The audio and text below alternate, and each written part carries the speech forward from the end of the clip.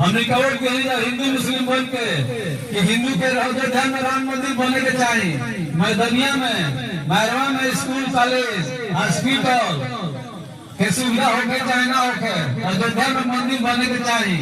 और ना 5 साल में बनल तो 20 साल में मंदिर बनल, लेकिन अयोध्या में भले बनू।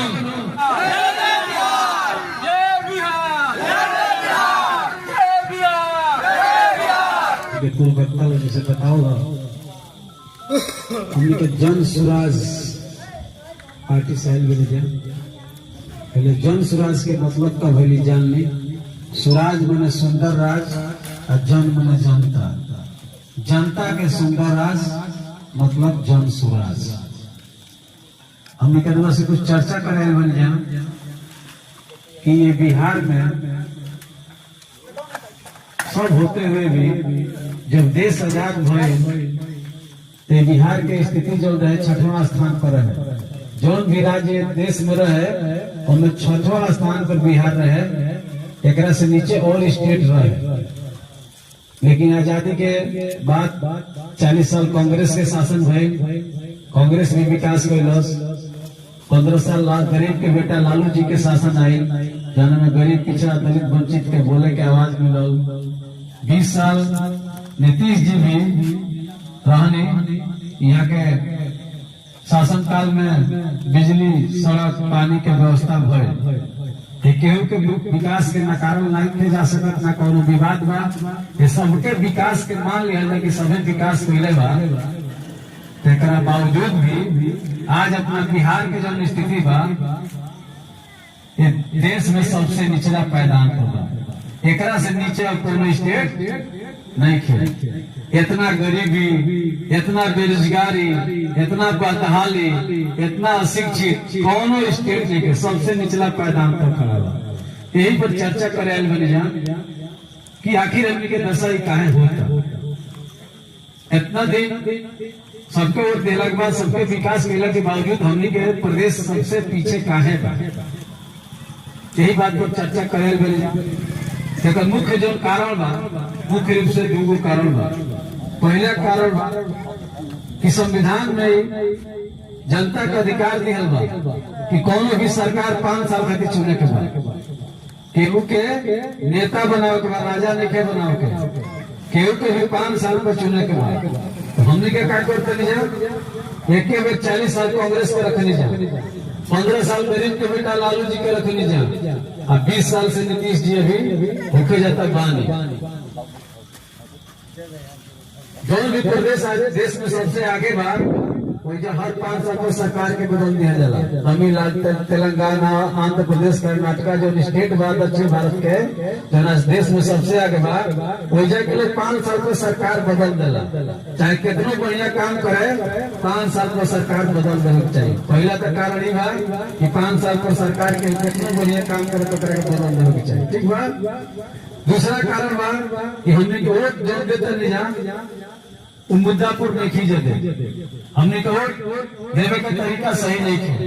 ये बताई सब है कि बिहार में एक गरीब राज्य में, पिछड़ा राज्य में या शिक्षित राज्य में और कुछ होके चाहे ना होके, शिक्षा रोजगार की व्यवस्था होके कि ना होके चाहिए, होके कि चाहिए। आज उठाई सब है, सबे उठाओ होके कि चाहिए नू। तो अब बताई सब सबने इनमें के 80 वर्ष के बाद, के 70 वर्ष के बाद, के 75 वर्ष के बाद इनमें से केवल कोनो शिक्षा खातिर और रोजगार खातिर वोट देले बा। देखी सब काम में 10 हमने का कोनो शिक्षा रोजगार खातिर वोट देले ही नहीं कीजिए। और वो सबने कहा कि नेता के खातिर मामला नहीं कीजिए। तो हमने खातिर शिक्षा रोजगार खातिर वोट नहीं कीजिए। अभी बताई सब है कि जौना बात खातिर वोट देले बनी, जौना काम खातिर वोट देले बनी, नेता कोइले में कि नहीं कोइले, नेता जौना बात खातिर वोट देले बनी कोइले में कि नहीं कोइले, हाथ उठा के बताई सब कोइले बा लेके कोइले सबे के हाथ उठावे के बा। भाई बिहार में सब रहेला लेके कोइले नु बाबा सबने कहता नहीं कि हमनी का जौना बात खातिर वोट देले बनी नेता नहीं कोइले। हम गिनावत नहीं कि कौना बात खातिर वोट देले बनी जा सब नेता कोइले बा। हमनी जौना बात खातिर वोट देले बनी मिलल बा। ये बताई सब है यही बिहार में कितनो भ्रष्टाचार बा, कितनो चोरी बा, कितनो घुसखोरी बा। तो यही बिहार में 5 किलो अनाज में से काट के किलो 4 किलो मिला था कि नहीं मिला? मिला था, हाथ उठाइए, मिला था नहीं? हमने कहा नीतीश बाबू का सड़क अब बिजली खाती वोट दे ली जा, तो बिजली महंगा होकर क्या सस्ता होकर हर घर बिजली आई लोग नहीं गए आई बोलू। हमने कहा वोट दे ली जा हिंदू मुस्लिम बोल के कि हिंदू के अयोध्या में राम मंदिर बने के चाहिए, मैदनिया में मैरवा में स्कूल कॉलेज हॉस्पिटल के सुविधा होके चाहे ना होके अयोध्या में मंदिर बने के चाहिए।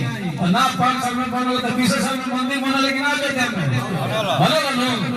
और भाई हमने का जात पात वोट देता नहीं जा, भाई हमारा जात के हवन अगला हवन पिछड़ा हवन हई दलित हवन हई ब्राह्मण हवन राजपूत हवन। तो यही बिहार में जाति जनगणना भइल कि ना भइल? जाति जनगणना भइल कि बताई सब भइल कि ना भइल? नु सब लोग गैस सिलेंडर पे वोट दी हो, तो गैस महंगा होके चाहे सस्ता होके भराव चाहे फेंकल होके सबके सिलेंडर मिलल बा कि नहीं मिलल? मिलल नु। हमने का मोदी जी के चेहरा तक वोट दे जा कि गुजरात में बड़ा विकास भइल बा, गुजरात मॉडल पर हमने का वोट दे जा। तो बिहार में कोई फैक्ट्री खुलल चाहे ना खुलल, मोदी जी के भइला के बाद 30 चीनी मिल भले बंद हो गई। गुजरात हमनी के फैक्ट्री को खुलल चाहे ना खुलल, गुजरात गांव में फैक्ट्री खुलल था कि नहीं खुलल? हमनी के लड़का जाके मजदूरी करता कि नहीं करो? हमनी के लोग ले जाके मजदूरी करता कि नहीं करो? करता तो हाथ उठाई से महाराज बोलते बुला जो करता नु। कौना बात पे वोट देले बनी की जौन नहीं मिलल? असली गरीबी के, असली बदहाली के, असली पिछड़ापन के यह बीमारी बा और यह रोग बा। यही के समझावे आइल बन जा कि अब वोट जेकरा के दे देश हो, वोट जिसको देना है दीजिएगा, लेकिन जो बात बताई जाएगी यदि उस हिसाब से वोट दीजिएगा तो गरीबी से आप निकल सकते हैं, आप आगे बढ़ सकते हैं, आपके बच्चों को रोजगार मिल सकता है, आपके बच्चों को शिक्षा मिल सकता है। यही बात हम लोग बताने आए हैं। गरीबी से निकले के मात्र 3 रास्ता बा, गरीबी से 3 रास्ता बा, चौथा कोनो रास्ता नहीं है। चौथा जो रास्ता बा वो सब चोरी बदचमारी बा, कोनो रास्ता ना हो। लेकिन उचित रास्ता पीने के बाद गरीबी से निकले के पहला लड़का यदि पढ़ लिख के शिक्षित हो जाता, आगे बढ़ जाता, बढ़िया काम करता तो अपना परिवार के आगे बढ़ा दी, पूरा घर के खानदान के आगे बढ़ा दी। हो जाए कि ना हो जाए? हो जाए नो। पहला रास्ता सबसे उचित रास्ता, सबसे सही रास्ता सबका खातिर बा, गरीब धनी के लोग सबका खातिर लड़का पढ़ ली आगे बढ़ जाये तो विकास हो जाए, पूरा परिवार के विकास हो। दूसरा जरा खेत होके 5 बीघा खेत होके तो खेती करके सब्जी मसाला जौन भी खेती करके रोजी रोजगार चल सकता, घर में काम चल सकता। और तीसरा पूंजी होके तो पूंजी होके तो दुकान दौरी करके ओकरो काम चल सकता। तो एक बात बताई, 3 गो रास्ता बा।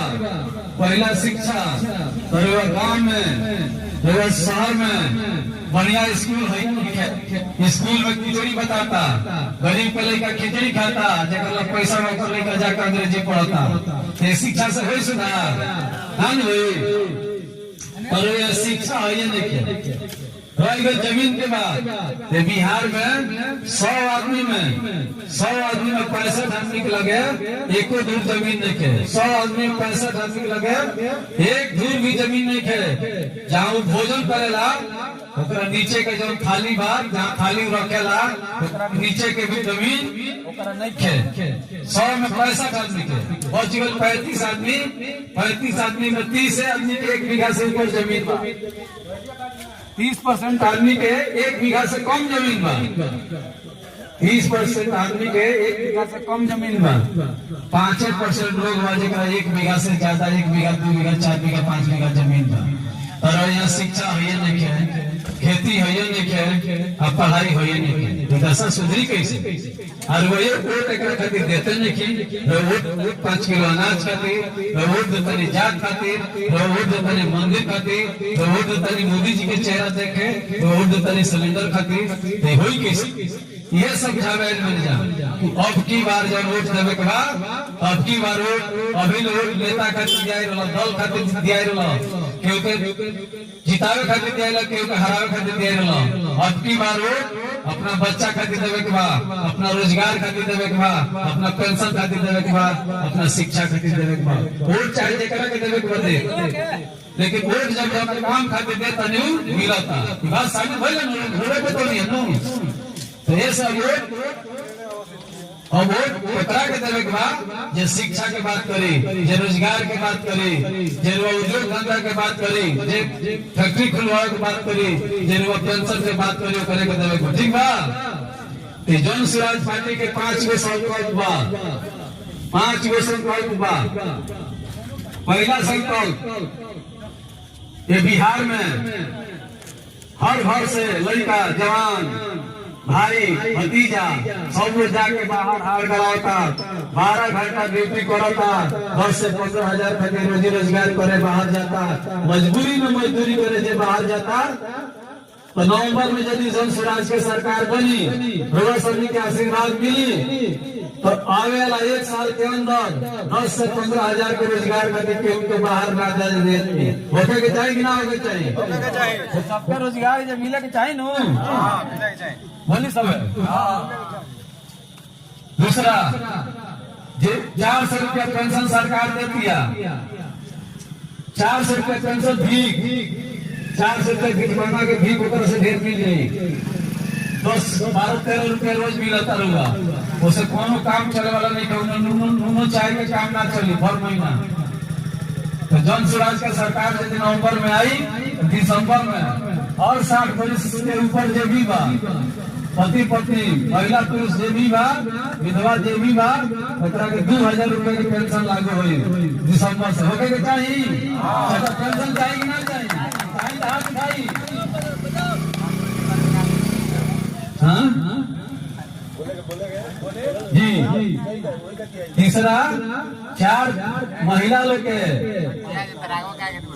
के रोजी रोजगार करे खातिर जितना काम में ग्रुप जोड़ पड़ता तो प्राइवेट फाइनेंसर आके लोन देता वो इतना सूद देता कि सूद से कितना महिला पुरुष गांव छोड़ देता तो हर महिला के 4% ब्याज पर ऋण दिहल जाए 4% ब्याज पर यानी यदि 1 लाख रुपए के महिला लोन लेता तो उनको पूरा साल में मात्र 4000 रुपया ही सूद लागी मात्र 4000 रुपया लगभग 12-13 रुपया रोज सूद लागी।